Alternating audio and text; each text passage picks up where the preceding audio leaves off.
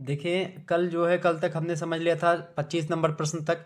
अगला प्रश्न देखिए, कुछ टेक्निकल इशू था, इसकी वजह से वो कट गया था। चलिए आज फिर से स्वागत है आप सभी का। प्रश्न आपका ये जो आपका ये है पार्ट 2 है, काव्य और काव्य शास्त्र, BA first semester Hindi minor, Siddharthnagar विश्वविद्यालय का क्वेश्चन पेपर सॉल्व करवा रहा था। देखिए प्रश्न अगला था कि माइनस 25 तक हो चुका था आपका। 26 नंबर प्रश्न था कि किस कांड को ज्ञान दीपक कांड के नाम से भी जाना जाता है। तो किसको कहते हैं भाई? ज्ञान दीपक। उत्तर कांड को option number D correct answer होगा। अगला क्वेश्चन आप देखेंगे, 27 नंबर प्रश्न आपसे पूछा गया था कि पराधीन सपने सुख नाही किस रचनाकार की पंक्ति है। तो ये तुलसीदास की रचना है, option number D correct answer होगा। 28 नंबर आपसे प्रश्न पूछा गया था कि तुलसी की रचना नहीं इनमें से। देखिए हनुमान बाहुक, विनय पात्रिका, कृष्ण गीतावली, ये रचनाएं तुलसीदास की हैं, जबकि बीजक रचना जो है कबीरदास की रचना है। इसके 3 भाग हैं, साखी शबद रामायणी। साखी मतलब होता है आपका साक्षी, शबद माने होता है शब्द, और रामायणी माने होता है रामायण। ये बाबू श्याम सुंदर दास के द्वारा जो है प्रकाशित करवाया गया है बीजक, जो कि वाणियों का संग्रह किसके? कबीरदास के। 29 नंबर आपका प्रश्न है, समन्वय का कवि किसे कहा जाता है। तो तुलसीदास को समन्वय का कवि कहा जाता है। ठीक है, महात्मा बुद्ध के बाद सबसे बड़े लोक नायक भारत के कौन हैं? तो तुलसीदास जी ही हैं, ऐसा डॉक्टर जॉर्ज ग्रियर्सन ने भी कहा है। डॉक्टर स्मिथ भी इसके समर्थन में आते हैं।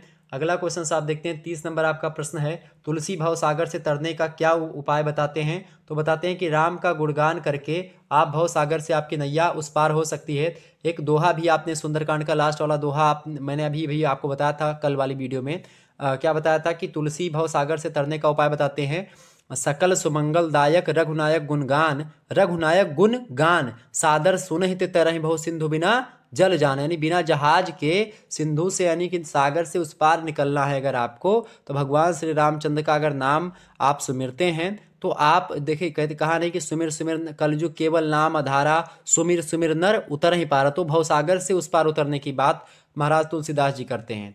ओके, 31 नंबर प्रश्न आपका था कि जिए मीन बर बार बिहीना किसकी पंक्ति है। तो ये भी तुलसीदास जी की पंक्ति, ऑप्शन नंबर इसका ए करेक्ट आंसर होगा। अगला क्वेश्चन आपसे पूछा गया था 32 नंबर, तुलसी के पिता का क्या नाम था भाई। तुलसी के पिता का नाम था आत्माराम दुबे। ठीक है, माता जी का नाम था हुलसी, और उनका नाम क्या था भाई? माता जी का नाम हुलसी था, इनकी पत्नी का नाम रत्नावली था। ठीक है, अभुक्त मूल नक्षत्र में पैदा हुई थी, इसके कारण से इनको भगा दिया गया था, मतलब घर से, और राम बोला इनको कहा जाता है। इनका बचपन का नाम, चूंकि ये जब पैदा हुए थे तो इन्होंने पहली बार राम शब्द का उच्चारण किया था, छोटे से ही थे।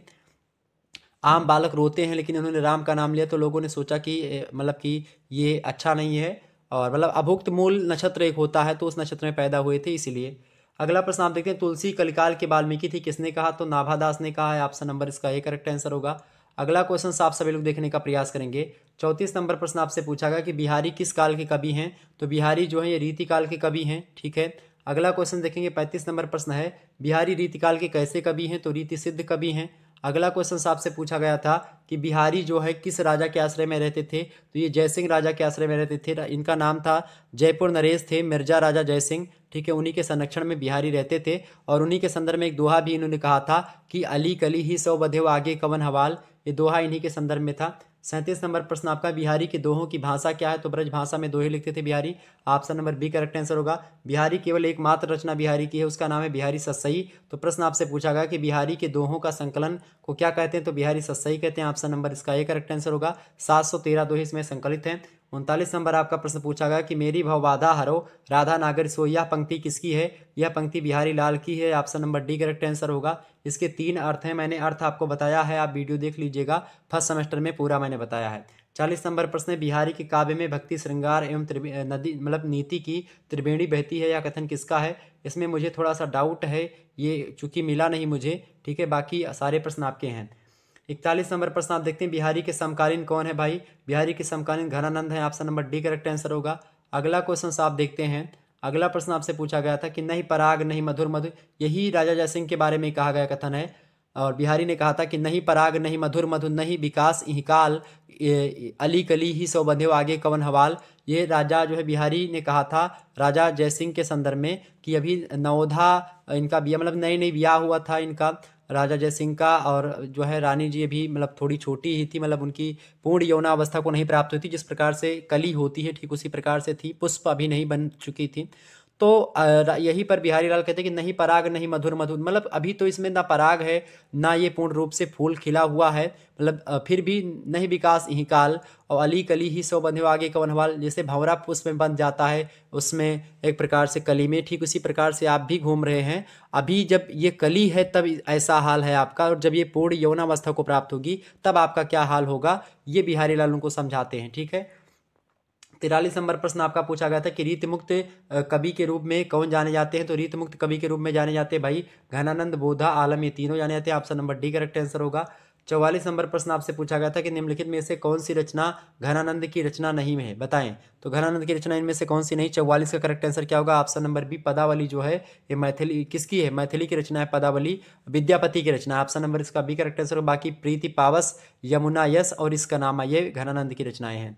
अगला प्रश्न है 45 नंबर प्रश्न देखेंगे, अति सूधो स्नेह को मार्ग है जहाँ नेक सयानुप बाप नहीं, ये पंक्ति किसकी है, तो यह पंक्ति घनानंद की है, 45 नंबर का ये करेक्ट आंसर होगा। अगला क्वेश्चन आपसे पूछा गया था 46 नंबर प्रश्न देखेंगे, निम्नलिखित में से कौन सी विशेषता घनानंद में दिखाई पड़ती है, विरह वर्णन, प्रकृति चित्रण, उपालंब की भावना, सभी, ऑप्शन नंबर डी लगा दीजिएगा।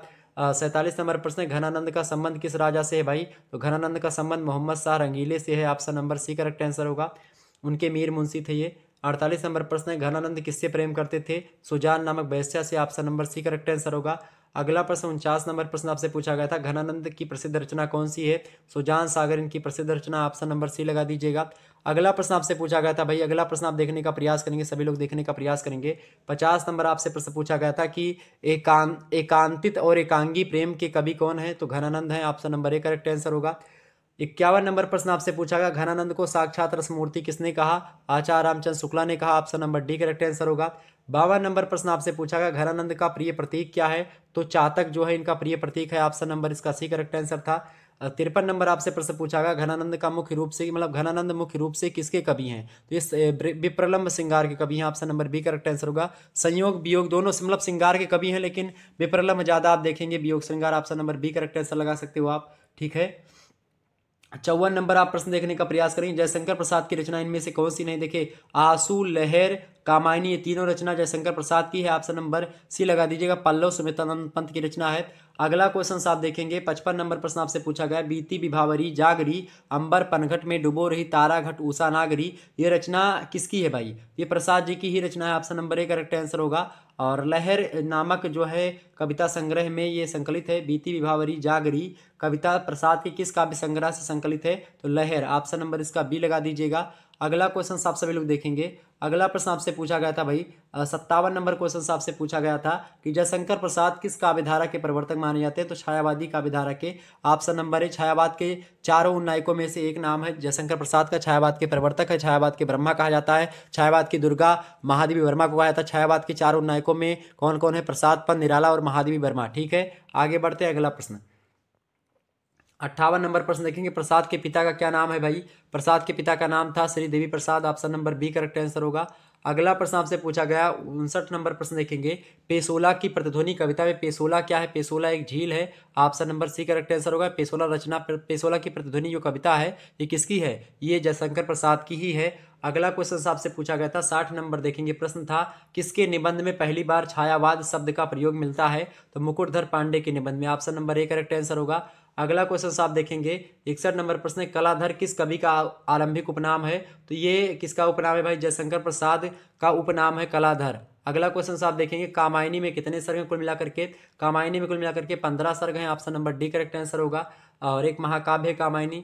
63 नंबर आपका प्रश्न देखेंगे, निराला का काव्य संग्रह इनमें से कौन सा नहीं, देखिए परिमल, गीतिका, अनामिका, ये तीनों जो हैं किसके हैं, ये निराला के हैं, बताएं सभी लोग, निराला का काव्य संग्रह इनमें से कौन सा, निराला का काव्य संग्रह इनमें से कौन सा नहीं। 63 नंबर प्रश्न का करेक्ट आंसर क्या होगा, निराला का काव्य संग्रह नहीं है। देखिए निराला के काव्य संग्रह की अगर बात की जाए, निराला का काव्य संग्रह कौन सा नहीं भाई, 63 का करेक्ट आंसर होगा ऑप्शन नंबर डी, जो बीड़ा है ये पंत की रचना है, पंत का काव्य संग्रह ऑप्शन नंबर डी, बाकी परिमल, गीतिका, अनामिका ये सब निराला की रचनाएं हैं। अगला क्वेश्चन आप देखिएगा, अगला प्रश्न आपका आ चुका है, देखेंगे सभी लोग, 64 नंबर आपका प्रश्न है, मुक्त छंद के प्रवर्तक कौन है, मुक्त छंद के प्रवर्तक है Nirala, option number C correct answer होगा। सूर्यकांत त्रिपाठी निराला इनका पूरा नाम है। 65 नंबर आप प्रश्न देखेंगे, वर्दे बीड़ा वादनी वर्दे किसकी पंक्ति हैं? तो वर्दे बीड़ा वादनी वर्दे ये निराला की पंक्तियां हैं। Option number B correct answer होगा। 66 नंबर आप प्रश्न देखेंगे, पेशोला की प्रतिध्वनि किस ऐतिहासिक चरित्र को आधार बना करके लिखी गई कविता है? महाराणा प्रताप को। Option number C correct answer था इसका। 67 नंबर आपसे प्रश्न पूछा गया था 67 कि जागो फिर एक बार रचना किस काव्य संग्रह में संकलित है? तो जागो फिर एक बार ये रचना जो संकलित है, ये संकलित है भाई किसमें जो है किसमें संकलित है भाई? ये परिमल में संकलित है। और परिमल किसका काव्य संग्रह है? निराला जी का है। Option number A correct answer होगा। 68 नंबर आपसे प्रश्न पूछा गया, निम्नलिखित में से कौन सी लंबी कविता है? देखिए कविता नहीं है, सरोज स्मृति को कुरमुत्ता राम की शक्ति पूजा, ये सब लंबी कविताएं हैं। भिक्षुक जो है वह रचना छोटी सी है कि वह आता दो टूक कलेजे का करता पछताता पथ पर पेट पीठ दोनों मिलकर चल रहा है, एक लकुटिया टेक मुट्ठी भरदाने को भूंग मिठाने को मुंहपट्टी पुरानी झोली का फैलाता, वह आता दो टूक कलेजे का करता पछताता पथ पर आता। 7 दो बच्चे भी हैं जो सदा हाथ फैलाए बाएं से मलते हुए पेट को चलते, और जो है दाहिना दया दृष्ट पानी की ओर बढ़ाए, इस प्रकार से रचना है। ठीक है, भूख से सूख ओठ जब जाते दाता भाग्य विधाता से क्या पाते, घूट आंसुओं के पीकर रह जाते। ये कविता भिक्षुक कविता है सूर्यकांत त्रिपाठी निराला की। अगला क्वेश्चन आप देखते हैं 69 नंबर आपका प्रश्न है, प्रिय स्वतंत्र रव पंक्ति में रव शब्द का क्या अर्थ है? रव शब्द का मतलब है भाई भाव या भावना से। ठीक है, तो यहाँ पर आप धारा लगा सकते हो एक प्रकार से, वैसे तो डी लगा दीजिएगा, भावना से तात्पर्य ऑप्शन नंबर डी। अगला क्वेश्चन आप देखते हैं 70 नंबर है, जूही की कली के रचनाकार कौन है? जूही की कली के रचनाकार कौन है भाई? तो निराला जी हैं जूही की कली। ऑप्शन नंबर इसका डी करेक्ट आंसर होगा 70 का। 70 नंबर का D option is right answer. Next question आपका आ चुका है भाई, देखेंगे सभी लोग। अगला प्रश्न 71 नंबर देखेंगे, निराला ने किस पत्रिका का संपादन किया था? निराला ने मतवाला पत्रिका का संपादन किया था। कब किया था भाई? 1923 से प्रारंभ किया था। Option number D correct answer होगा। अगला क्वेश्चन आप देखिएगा 72 नंबर प्रश्न आपसे पूछा गया कि निराला की रचना है, निराला की रचना कौन सी भाई? निराला की रचना कौन सी है? तो संध्या सुंदरी। ऑप्शन नंबर इसका ए करेक्ट आंसर होगा। बाकी प्रथम रश्मि, मौन निमंत्रण, परिवर्तन, ये सब पंत की रचनाएं हैं। 73 नंबर आपका प्रश्न दिया हुआ है, निम्नलिखित में से शोक गीत किसे कहा गया है? तो सरोज स्मृति एक शोक गीत है, निराला जी की रचना है। अपनी पुत्री, उनकी पुत्री का नाम था सरोज, उन्हीं की याद में लिखा गया है। उनकी पुत्री के देहांत हुआ था उसके बाद में। अगला प्रश्न आपका है, अज्ञे के प्रथम काव्य संग्रह का क्या नाम है? तो अज्ञे का प्रथम काव्य संग्रह है भाई 1933 में प्रकाशित होता है, उसका नाम है भग्नदूत। भग्नदूत इनका प्रथम काव्य संग्रह है। द्वितीय है इनका चिंता। चिंता जो काव्य संग्रह है इसका प्रकाशन हुआ था 1942 में। इत्यलम का प्रकाशन हुआ था 1946 में, और बावरा आहेरी का प्रकाशन हुआ था 1954 में। ठीक है, आगे बढ़ते हैं। तो इसका करेक्ट आंसर क्या होगा? इसका करेक्ट आंसर होगा भग्नदूत, ऑप्शन नंबर सी। अगला प्रश्न आपसे पूछा गया था 75 नंबर, शब्द जादू है किस कविता की पंक्ति है? तो शब्द जादू है ये पंक्ति है भाई कलगी बाजरे की कविता है, अज्ञे की रचना है, उसी की पंक्तियां हैं, शब्द जादू है। अगला क्वेश्चन आप देखते हैं, प्रयोगवादी कवियों को राहों का अन्वेषी किसने कहा? तो प्रयोगवादी कवियों को राहों का अन्वेषी कहने वाले जो विद्वान हैं उनका नाम है अज्ञे। अज्ञे ने खास करके तार सप्तक की भूमिका लिख रहे थे, उसी भूमिका में इन्होंने राहों का अन्वेषी कहा तार सप्तक के कवियों को। तार सप्तक का प्रकाशन कब हुआ था भाई? प्रश्न आपसे पूछा गया। तार सप्तक का प्रकाशन 1943 में प्रारंभ हुआ था, प्रथम तार सप्तक, option number A correct answer होगा। अगला प्रश्न आप देखते हैं, प्रवर्तक कौन थे? अज्ञे जी ही थे। अगला प्रश्न है, मुक्तिबोध ने किस शैली का प्रयोग किया है? तो मुक्तिबोध ने फैंटेसी शैली का प्रयोग सर्वप्रथम किया, option number C correct answer होगा। 69 नंबर प्रश्न 79 नंबर प्रश्न है आपका, कौन सी रचना मुक्तिबोध की नहीं है? देखिए अंधेरे में उनकी रचना है। ठीक है, भूल गलती भी उनकी रचना, विचार आते हैं। नदी के दीप रचना जो है ये इनकी नहीं है। नदी के दीप जो रचना है ये किसकी है? ये अज्ञे जी की रचना है। अगला क्वेश्चन आप देखते हैं, मुक्तिबोध के काव्य संग्रह, मुक्तिबोध का काव्य संग्रह कौन सा है भाई? चांद का मुंह टेढ़ा है। चांद का मुंह टेढ़ा है ये रचना किसकी भाई? चांद का मुंह टेढ़ा है ये रचना आपके अज्ञे की, सॉरी मुक्तिबोध की है, और इस पर साहित्य अकादमी भी शायद मिला हुआ है। मुक्तिबोध काव्य संग्रह जो प्रकाशन हुआ था इसका ये 1964 में हुआ था, ऑप्शन नंबर सी लगा दीजिएगा। अगला क्वेश्चन आप सभी लोग देखेंगे। अगला प्रश्न आपका आ चुका है 81 नंबर, देखिए मुक्तिबोध किस काव्यधारा के कवि हैं? तो मुक्तिबोध जो हैं ये प्रगतिवादी काव्यधारा से हैं, option number B correct answer होगा। 82 नंबर प्रश्न आपसे पूछा गया, जन पक्षधर कवि के रूप में किसे जाना जाता है? मुक्तिबोध को, option number B correct, sorry A correct answer होगा मुक्तिबोध 82 का। 83 नंबर प्रश्न आपका दिया हुआ है, ब्रह्म राक्षस कविता के रचयिता कौन है? ब्रह्म राक्षस रचना लिखा है मुक्तिबोध ने ही, option number C correct answer हुआ 83 का। अगला प्रश्न आप देखिएगा सभी लोग, 84 नंबर प्रश्न आपसे पूछा गया था, शब्दार्थो सहितम काव्यम, शब्दार्थो सहितम काव्यम किसकी उक्ति है? तो शब्दार्थो सहितो काव्यम ये काव्य शास्त्र से प्रश्न है। शब्दार्थो सहितो काव्यम कहा था आचार्य भामा ने, option number A correct answer होगा। अगला क्वेश्चन देखेंगे 85 नंबर प्रश्न है आपका, काव्यादर्श के रचयिता कौन है? काव्यादर्श के रचयिता है भाई Dandi, option number B correct answer होगा 85 का। अगला क्वेश्चन आप देखते हैं 86 नंबर प्रश्न आपका आ चुका है। आनंदवर्धन ने काव्य की आत्मा किसे माना है? तो ध्वनि को माना है, रस और ध्वनि को। ऑप्शन नंबर इसका ए करेक्ट आंसर होगा। 87 नंबर प्रश्न आपका आ चुका है। वाक्यम रसात्मकम काव्यम, वाक्यम रसात्मकम काव्यम कथन किसका है भाई? फटाफट से बताएंगे। वाक्यम रसात्मकम काव्यम, वाक्यम रसात्मकम काव्यम, ये कथन है विश्वनाथ का आचार्य। Option number C correct answer होगा। अगला प्रश्न आप देखते हैं 88 नंबर प्रश्न आपसे पूछा गया है। धर्मार्थ काम मोक्षेषु वैच्य क्षणम क्लासुचा, ये किसका कथन है? ये कथन है मेरे भाई किसका? ये कथन है आचार्य भामा का। Option number A correct answer होगा। ये सब काव्य शास्त्र से पूछे गए प्रश्न हैं। 89 नंबर प्रश्न आप देखते हैं। मम्मट ने काव्य के कितने प्रयोजन माने हैं? तो मम्मट ने काव्य के कितने प्रयोजन माने भाई? 89 का करेक्ट आंसर क्या होगा? ऑप्शन नंबर सी, बिल्कुल 6 प्रयोजन माने हैं। ठीक है, अगला प्रश्न आप देखते हैं। आचार्य भामा, प्रश्न आपका बढ़िया है। प्रश्न आपसे कह रहा कि भामा के अनुसार काव्य हेतु है। आचार्य भामा ने काव्य हेतु किसे स्वीकार किया है? उन्होंने प्रतिभा को स्वीकार किया। Option number A correct answer होगा। आचार दंडी, प्रश्न आपसे कह रहा है आचार दंडी के अनुसार काव्य हेतु है प्रतिभा, व्युत्पत्ति, अभ्यास, तीनों है। Option number D correct answer होगा। अगला प्रश्न आप देखते हैं। 92 नंबर प्रश्न आपका आ चुका है। समाधि को किस आचार्य ने काव्य हेतु माना है? तो समाधि को किस आचार्य ने भाई काव्य हेतु माना है? इनमें से फटाफट से बताने का प्रयास करें। 92 का करेक्ट आंसर क्या होगा? तो राजशेखर ने माना, इनमें दिया नहीं है, बाकी और देख लीजिएगा किसी ने माना होगा तो। अगला क्वेश्चन आप देखते हैं। 93 नंबर आपका प्रश्न दिया गया था कि प्रतिभा के अभाव में काव्य रचना हो सकती है, यह कथन किसका है? तो यह कथन जो है लगभग और लगभग आपका दंडी ने कहा था। Option number A correct answer होगा। 94 नंबर प्रश्न आपसे पूछा गया था कि आचार्य बामन ने काव्य की आत्मा किसे माना है? तो आचार्य बामन ने काव्य की आत्मा रीति को माना है। Option number A correct answer था इसका।